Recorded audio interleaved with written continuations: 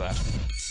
So will the expose on MPs Expenses be a good thing for politics in the long term? 0500 909 693. Former journalist Martin Bell, who stood as an independent MP, thinks it will be a good thing in the long run. Zac Goldsmith he wants to be a Conservative MP for Richmond and North Kingston. After the next election, he thinks it's not great. Claire Hazelgrove joins the conversation as well, a Labour PPC for Skipton and Ripon. Hello, Claire.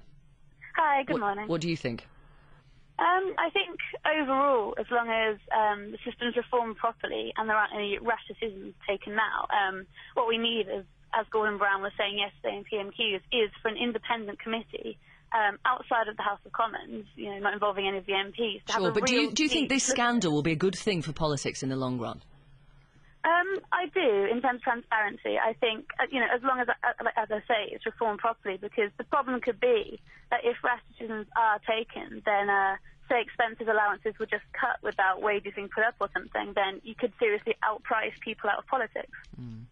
Martin Bell, what sort of advice were you given by the Commons Fees Office? I interviewed Stephen Crabb a little earlier, Conservative MP, who said, the Fees Office officials suggested to him flipping his home in order to be better off. I'm happy to say I received no such advice, and I wouldn't have taken it anyway. I was given a big green tome with lots of very clear rules in it. But back then, I noted, I was able to sign a cheque to myself for quite a lot of money every month if I claimed up to the limit for the rent I was paying. They didn't even ask for receipts. So that surprised me. I think it was wide open to abuse, but I am astonished at the extent of abuse that has been exposed. Zac Goldsmith, are you astonished? I am astonished, actually. I think. What's the thing that's really stood out for you this week in terms of the kind of claims MPs have made? I mean, it's become a sort of fog. There are so many examples. If it was one or two isolated cases, then I'd be able to answer that question. But it's just a torrent, a huge number of quite extraordinary things have happened. But I don't think. Look, I mean, the reality is that the turnout in the last two elections were the lowest ever since the war, actually, and then only because people couldn't actually vote because the infrastructure wasn't there. Allegiance to political parties is at an all-time low. This isn't the reason people have disengaged from politics. This is just another reason. The truth is people aren't engaging in politics, not because they're not political. You see, I don't agree. Since this scandal broke, there are so many people who've been contacting Five Live who are completely engaged in politics, but are absolutely let down by conventional politicians. That's the point I was going to make. People are very, very political. You had 1 million people marched against the war in Iraq, 500,000 against the ban on hunting. Every public meeting on local issues, people turn up.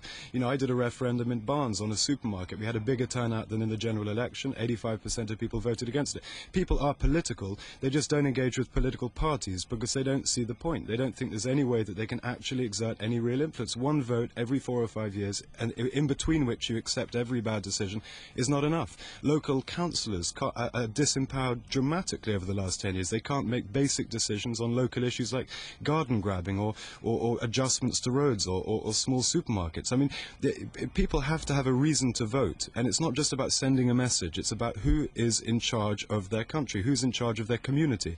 And I think we need to have a much more decentralised approach where people can feel that they have a bit of power in their hands. Okay, back with you in just a second. Quick update on the cricket. Here's Arlo White in Durham.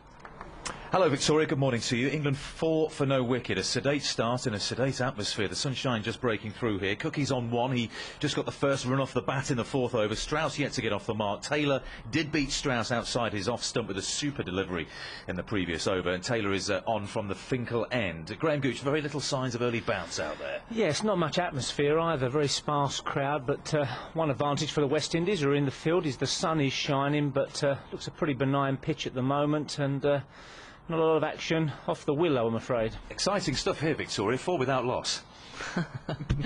Thank you. We'll be back with you in about 20 minutes' time. Martin Bell, when it comes to the next general election, it's going to be fascinating, and turnout might again be low because of this, although it could really motivate people to find out who their candidates are and to really put their cross in a box thoughtfully. I think so. I think it's going to increase turnout. You've been hearing from your listeners. They are energised about this as about no other issue in the last few years, maybe the Iraq War, but this gets to them. And MPs are going to be challenged on their records, and they're going to be challenged by candidates standing against them. They're going to be challenged by the voters, and this has to be good for our democracy. I think we've got a chance now of recuperating it in some way from the political class, simply because the political class have behaved so appallingly. Zac Goldsmith, a message here from a listener who says Mr. Goldsmith is the son of one of the richest families in the country and is in no position to give a balanced view on expenses claims. Is he the face of politics in the future? Only millionaire sons need apply? Well, I'm not making judgments on the expenses. It is a fact that there has been a general abuse of power by the political class. Obviously, lots of people are entirely innocent, but that's the impression that people are getting.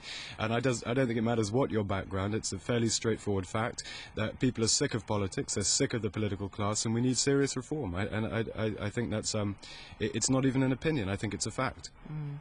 What would you change then, Claire?